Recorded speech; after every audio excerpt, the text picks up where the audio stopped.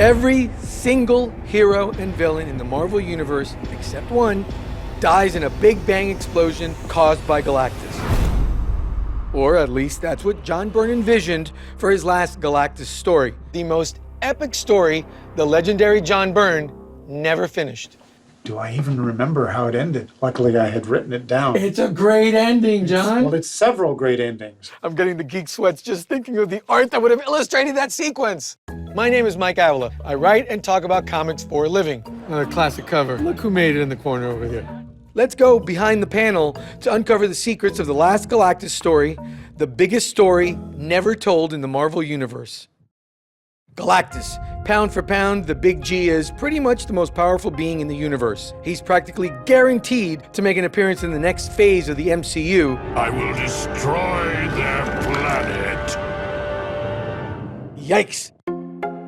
When I visited Byrne recently, I couldn't help but ask about his unfinished masterpiece. The last Galactus story. It's really great art, and it shows Galactus at his most majestic. Godlike. Was it frustrating for you to not be able to complete that story? No, because fortunately, I have a switch in my head, and I can turn stuff off. Work on this issues, blah, blah, blah. It got canceled. Okay, that's gone. Completely not the answer I was expecting. You expect me to be going, if only I could. If you're a child of the Bronze or modern age of comics, then you almost certainly know the work of John Byrne. His 5-year Fantastic Four run, bursting with character and cosmic creativity, is right up there with Stan Lee and Jack Kirby's. I think that's extremely generous. No, on behalf of millions of other fans, that it's extremely accurate.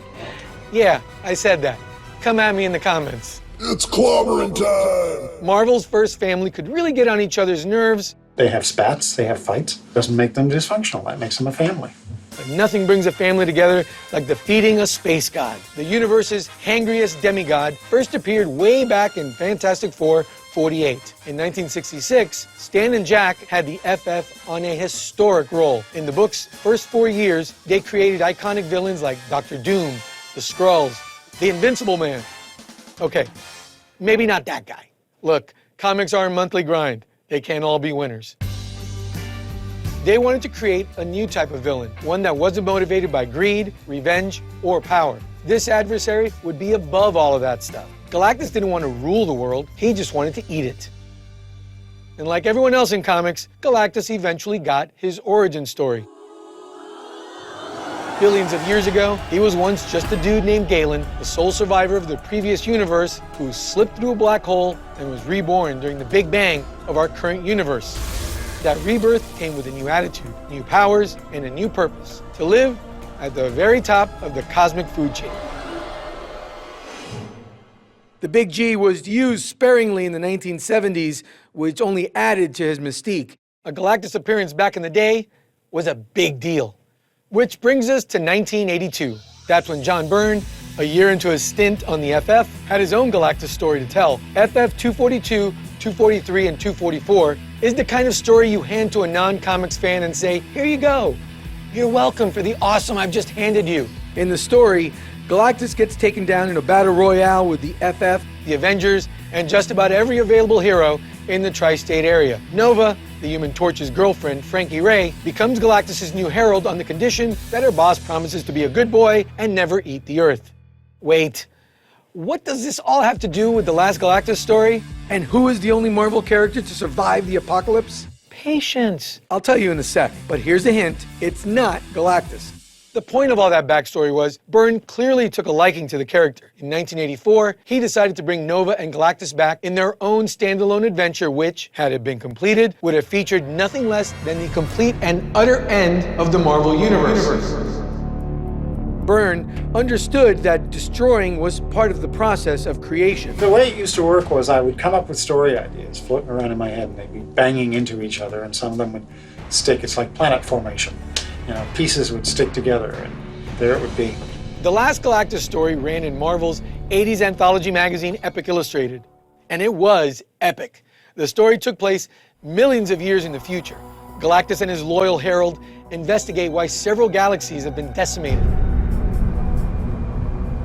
The story eventually takes them back to Earth, which in the eons since Nova had left has completely changed. Human life has gone, There is no doubt this is the single greatest image of the character Nova that has ever been put to paper. Over here, you've got the Lit Rob, the robot that speaks in Shakespearean iambic pentameter that Nova encounters when she returns to Earth. His name was Shakespeare, and my trust to save for future generations all his works has been. Each of those 9 chapters features breathtaking artwork. It's Byrne at the top of his game in one of his best playgrounds, the cosmos. This is a great example. And Galactus, he's really small in these 2 panels, but look at the rest of the detail. That's where artists sometimes will take shortcuts, especially when they're writing and penciling a story. It's a lot of work. Some of the absolute best Galactus artwork of all time is on display here. The splash page to chapter 5. Look at that. That is unbelievable. And I can't overlook how great Terry Austin's inks and Glynis Wein's coloring is here too. Oh, and chapter 9 ends with an absolute cliffhanger splash page revealing the cosmic culprit, a rogue watcher. Yeah. Look at that getup. Stunning artwork? Check. Stellar writing? Check. Top-notch creator on a mega popular character? Check. So what the heck happened? Nobody bought Epic. So Marvel canceled the magazine after issue 34, leaving the last Galactus story without a home and without an ending. So how does it end? Well, Byrne has described how he intended to finish the story. It's actually spelled out on his Byrne Robotics forum, but no drawings, so to explain the ending, I'm going to need a little help. Ending numero uno, in glorious PowerPoint. Oh boy. So it turns out this rogue watcher, who we meet at the end of chapter 9, is behind all the dead galaxies. This watcher was there when Galactus was born. He's been grief-stricken over all the lives lost due to Galactus' existence, and so he tried to move these galaxies to hide them, only he failed miserably. The 2 cosmic giants slug it out, and eventually Galactus does the only thing he can do to beat this watcher. He drains all the remaining energy from our universe. He takes off his helmet, and all the energy he absorbed explodes, and Galactus becomes the Big Bang of the next universe. And his loyal herald, Nova, becomes the new Galactus, maintaining the cosmic order.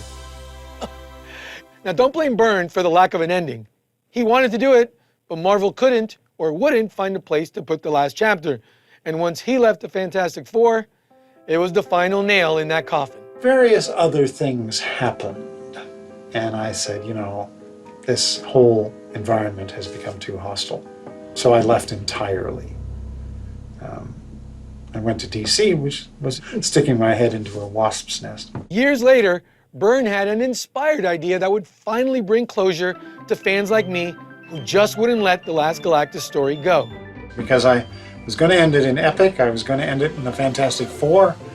There was even a Fantastic Four The End book that was planned, and I said, well, I can use that to finish Would have been the ideal place for it, actually. finish the last Galactus story. The End franchise, from the early aughts, was an out-of-continuity series by Marvel, which imagined how the stories of the major Marvel Comics heroes ended. Byrne's pitch for the end of the Fantastic Four probably seemed too radical, too weird to Marvel, and was rejected. But here is ending number 2, as jotted down by John Byrne and illustrated in glorious PowerPoint. At the end of time, Galactus and the Rogue Watcher are still battling for the future of the universe. So Nova, his loyal herald, travels back in time to present-day Manhattan to get the Fantastic Four to help Galactus defeat the Rogue Watcher that has been accidentally destroying entire galaxies. The twist? Dr. Doom gets involved and tries to steal Galactus' power. In the end, the Rogue Watcher is beaten, Ben Grimm and Nova both die, and Galactus holds on to Doom. And the story ends with Galactus releasing all of his energy to spark the new Big Bang. And when the new universe is born, the egg cracks and the face of the new Galactus is revealed. The face of Doom. You were expecting Squirrel Girl?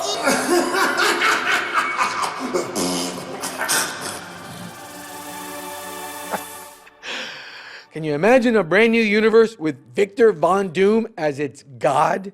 2 great conclusions to an incredible story, and chances are high we'll never see either of them in print. It's a tragedy. We lost out on a chance to see the conclusion to an incredible story from a guy at his creative zenith. But wait, is there hope after all? Let's ask Byrne. A week or so ago, I was talking to Scott Dunbier at IDW, who says he would love to do an artist's edition of the last Galactus story and have us finish it. You know, I'll do another, whatever it would be, 10 pages, 20 pages, and we'll have it all in a nice big hardcover. So you're saying there's a chance. Otherwise, the last Galactus story remains the great what if of Byrne's career, right up there with his Captain America run with Roger Stern that was cut short by Marvel office nonsense. What's that? You don't know about that one? Maybe we'll cover that one next time. So which ending do you prefer to the last Galactus story? Leave a comment below, and don't forget to smash that subscribe button for more behind the panel videos about your favorite comic book creators and stories.